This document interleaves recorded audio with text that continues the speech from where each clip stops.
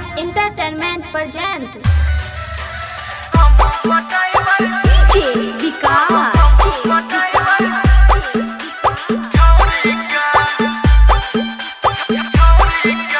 Singing by Ritesh Bihari.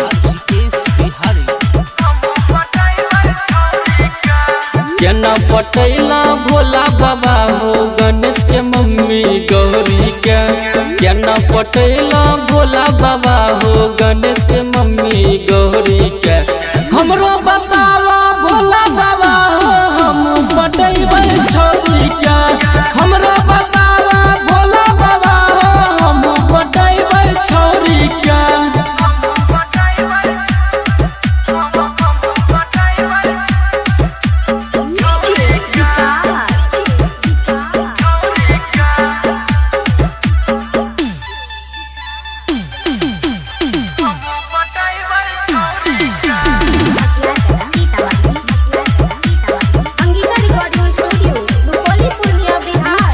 साल चढ़ैबा बाबा तोरे हम जाल हो।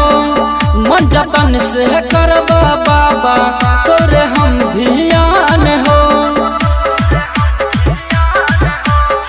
साल साल चढ़ैबा बाबा तोरे हम जाल हो। मन जतन से करबा बाबा तोरे हम ध्यान हो। हमरा से कोवन भूल भेल बाबा भाव न दै छै कौड़ी के। हमरा से कोवन भूल भेल बाबा भाव न दै छै कौड़ी के। हमरो बतावा भोला बाबा हो हम पटैबै छौरी के। हमरो बतावा भोला बाबा हो हम पटैबै छौरी के।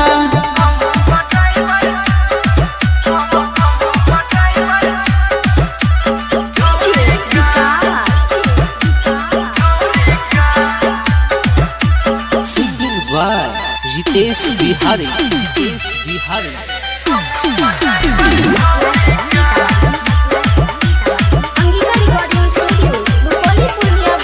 हमरा गाँव के छोरा सबके हो गेलै बाबा शादी। अभी तक हम छियै कुमारे हो छै जिंदगी बर्बादी। हमरा गाँव के छोरा सबके हो गेलै बाबा शादी।